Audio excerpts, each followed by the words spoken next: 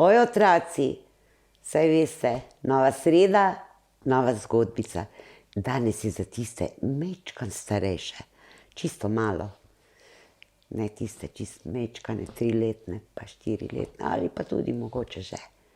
Nosi naslov Julijina ljubezen. Poznam deklico, ki še ni punca, a tudi punčka ni več, ker je za punčko prevelika, za punco pa še premajhna. Julija obiskuje 4. razred, rada hodi v šolo in je tudi odlična učenka. Poznam jo od njenega rojstva. Spomnim se, kako je neumorno po vseh 4 raziskovala okoli babičine in dedkove hiše in kako so jo vedno zanimale živali, ki jih je srečevala. Najprej se je spoznala z muco. Doma jo je imela mamica, še preden se je Julija rodila. Tako da je bila prva živalca v njenem življenju. Ko je malo zrasla, je ugotovila, da je na svetu ogromno različnih kužkov. Nikoli se ni nobenega bala, ker pa svojega ni imela, je hodila na sprehode s sosedo in njeno psičko. Kadar pa je bila pri babici, je hodila po celem naselju in se dodobra spoznala vsemi malimi in velikimi kužki. Še posebno je bil vesel velik pes z imenom Medo, ki je velikokrat pobegnil od doma in prišel pogledat, če je Julija pri babici. Ko še ni bila stara niti 3 leta, se je prvič srečala s konji in takrat se je rodila njena velika ljubezen do njih. Starši so to hitro opazili, večkrat so jo peljali v konjeniški klub. Prvemu žrebcu, ki ga je jezdila, je bilo ime Berlin. Ampak saj veste, preden lahko samostojno jezdiš, se moraš veliko o konjih naučiti. Na svojih oblačilih je najraje imela podobe konjev in samorogov. A te podobe za Julijo niso bile dovolj. Tako je Julija začela hoditi na konjeniške tabore, še preden je stopila v 1. razred. Tam se je učila, kako se skrbi za konje, kakšne ukaze jim moraš dajati, da te poslušajo. Tam je spoznala žrebca Amaja, s katerim sta postala velika prijatelja.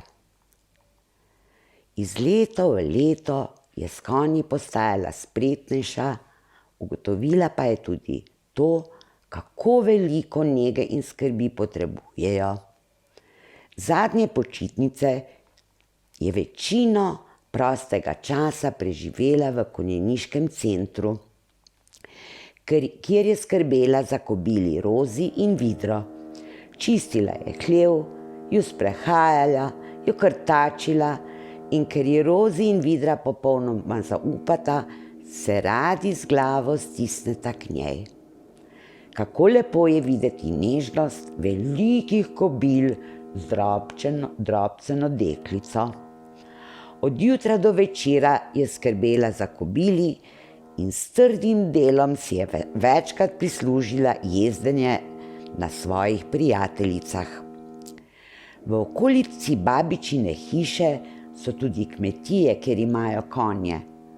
Tako se je Julija spoznala tudi s hladnokrvnimi delovnimi konji.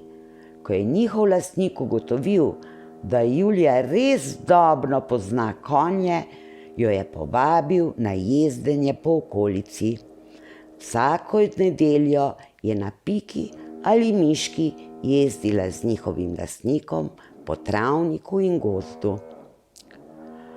Ob ljubezni do konjev se je naučila, koliko odgovornosti, skrbi, prijaznosti in strogosti potrebujejo, kako jih skrtačiš, neguješ grivo, očistiš kopita, nadeneš uzdo, sedlo in naravnaš stremena.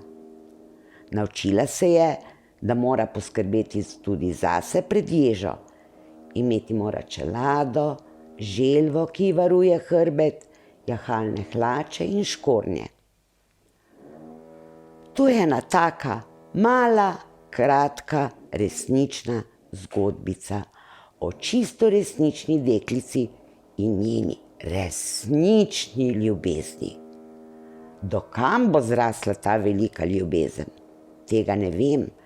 Spomnim pa se, ko je enkrat rekla svoji mamici, da ko bo odraste, bo postala kmetica, ker ne želi tako delati kot ona ves dan. Če se bo to uresničilo, bomo videli. A njeno delo in vztrajnost sta zelo dobra podlaga za vse Julijine ljubezni, ki jih bo še spoznala. Tako, to je za danes vse.